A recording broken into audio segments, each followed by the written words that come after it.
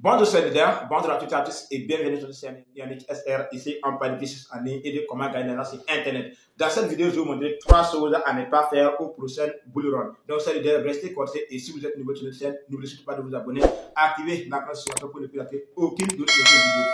Donnez-nous des pouces bleus pour permettre la vidéo YouTube de cette vidéo à beaucoup de personnes et rejoignez sera là pour avoir plus de questions et plus d'informations. Donc, solidaires, vous allez voir qu'il y a pas mal de personnes qui sont en train d'investir dans la crypto-monnaie. Il y a pas mal de traders, des investisseurs et puis des grands leaders qui sont en train de vous dire, de vous expliquer, voilà comment est-ce que vous pouvez faire pour réussir au prochain bull run et des crypto-monnaies que vous devrez acheter. Et tout cela, sans vous mentir, il y a certains conseils que vous devrez suivre et c'est pour cela que je suis là ce matin pour partager ces 3 choses avec vous. Et si vous appliquez ces 3 choses, vous pouvez réussir votre bull run 2024-2025. Donc, c'est de rester coincé et partager cette vidéo à tous vos amis. Voilà, partagez la vidéo à tous vos amis pour tous ceux qui sont novices. Parce qu'il y a pas mal de personnes qui sont nouveaux sur la crypto-monnaie, qui veulent investir, mais qui ne comprennent pas. Certaines personnes vont acheter quelques crypto-monnaies et à la prochaine bull run, ils ne vont pas réussir parce qu'ils n'ont pas bien appliqué les étapes ou bien ils ne savaient pas quoi faire. Vous comprenez? Donc, il ne faut pas investir dans quelque chose que tu ne sais pas ou que tu ne comprends pas. Donc, dès que tu as pris la décision d'investir dans la crypto-monnaie, il faut chercher à savoir comment ça fonctionne. Vous comprenez?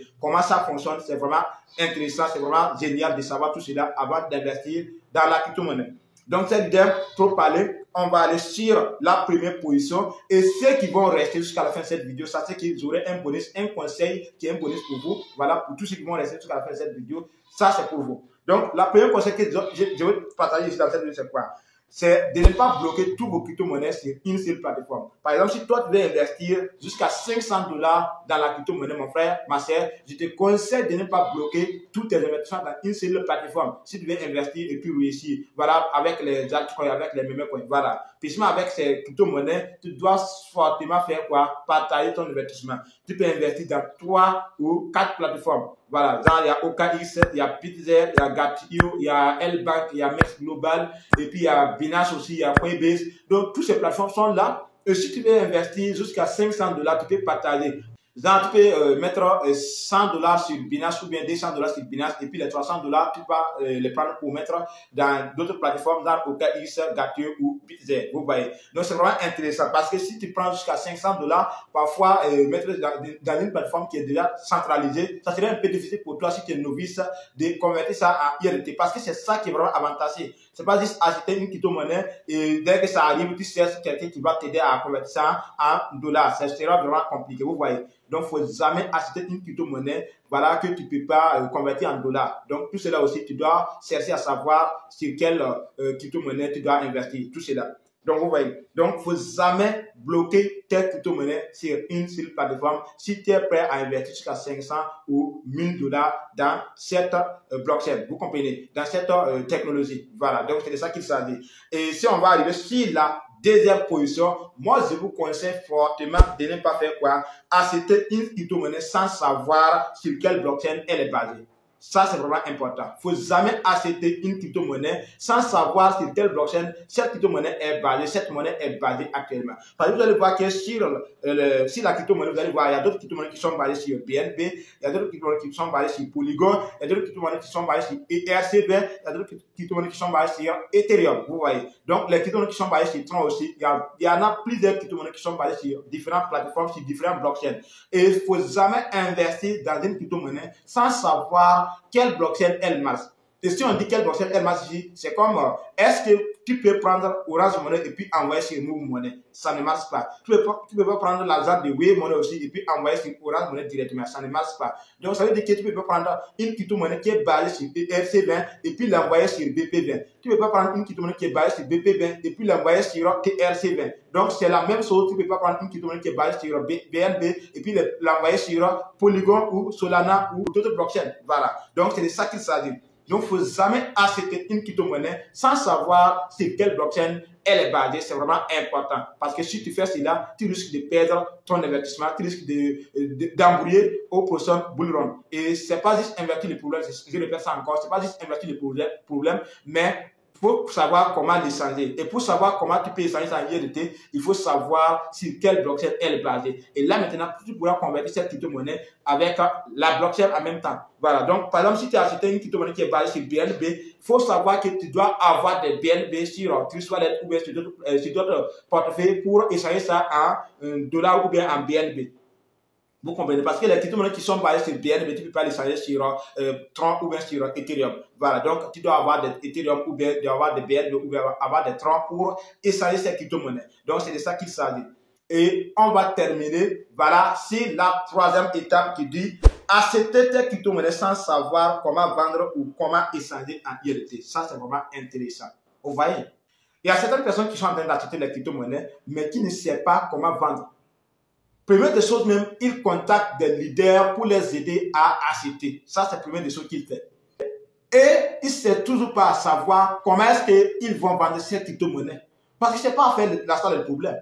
Mais acheter, on peut le faire pour vous. Mais est-ce qu'on peut vendre ces crypto-monnaies dans vos portefeuilles pour vous? C'est ça le problème.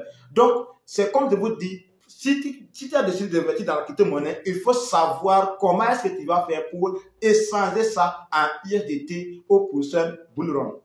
Parce qu'il ne faut pas penser qu'il y a des leaders qui vont passer leur temps au prochain bull run pour vous aider à échanger vos ISDT, vos crypto-monnaies, à échanger vos crypto-monnaies sans du tout changer pour eux. Donc, au prochain bull run, ça c'est qu'il y a beaucoup de leaders qui seront occupés et ils n'auront pas le temps pour vous aider à échanger vos ISDT, vos crypto-monnaies en ISDT. Et pour cela, nous, on peut vous aider à acheter, mais c'est à vous de vous former, c'est à vous de chercher des vidéos qui vous expliquent comment échanger vos investissements en dollars. Parce que c'est ça qui est vraiment important. Tu peux acheter une crypto-monnaie et sans savoir comment l'échanger en ISDT, la crypto peut chuter et toi, tu es perdant. Parce que la crypto, c'est comme ça. C'est quelque chose qui peut monter et puis descendre. Mais si toi, tu ne sais pas comment échanger en dollars et que ça monte, et les gens sont en train de tirer, de convertir en dollars, jusqu'à la crypto-monnaie est chutée, toi, tu ne sais toujours pas comment échanger en dollars, mon frère, ma soeur. Il faut savoir que tu vas regretter amèrement. Et pour cela, je vous conseille de ne pas acheter une crypto-monnaie sans du tout savoir comment échanger cette crypto-monnaie en dollars, en ISDT tout simplement. Par exemple, si toi tu as acheté Core actuellement et tu ne sais même pas comment échanger les pièces Core en ISDT, ou bien tu as acheté des Solana, des Ripple XRP, des Caspar, et puis tu ne sais même pas comment échanger cette crypto-monnaie en dollars, mon frère, ma soeur, il faut savoir que tu vas regretter au prochain bull run. Parce que les gens vont passer leur temps à convertir en dollars. Pendant ce temps, toi, tu cherches quelqu'un qui va t'aider. Et pour avoir cette personne-là, ça sera un peu difficile pour toi à ce moment. Donc, c'est pour ça que je vous conseille de ne pas acheter une crypto-monnaie sans tout savoir comment échanger ça en dollars. Donc, maintenant, on va terminer cette vidéo avec le bonus de ceux qui ont resté jusqu'à la fin de cette vidéo. Donc, c'est l'idée, les conseils que je vous donne à tous ceux qui ont resté jusqu'à la fin de cette vidéo, c'est quoi? Il y a pas mal de personnes qui ont commencé à investir dans la crypto-monnaie, mais ils oublient une chose très très importante et ça, je vais partager ça avec vous. Cette chose, c'est quoi? C'est à faire des clés privées et puis des 12 mots-clés que les portefeuilles, les différents portefeuilles vous donnent et puis les différentes plateformes vous donnent. C'est des choses que vous ne devez même pas jouer avec. C'est des choses que vous ne devez pas négliger. Vous comprenez? Parce que c'est des choses que je vous conseille de faire quoi? D'imprimer comme date de naissance et puis garder à la maison. Ce n'est pas juste des choses que vous devrez garder sur le téléphone ou bien sur le PC. Non, c'est des choses que vous devrez imprimer, photocopier et puis garder. Parce que si vous oubliez, si vous jouez avec ces choses-là, et que votre téléphone est perdu, et alors que vous avez gardé ça sur le bloc-notes de votre téléphone, et que le téléphone perd, ça ne sert à rien. C'est que vous avez perdu tout. Alors que si vous avez imprimé ça sur une papier, sachez que vous pouvez récupérer tous vos données et tous vos coordonnées dès que ce téléphone est perdu et vous achetez une nouvelle téléphone. Donc, c'est un conseil que je vous donne et à ne pas négliger. Il faut imprimer vos 12 mots et puis vos clés privées et puis garder.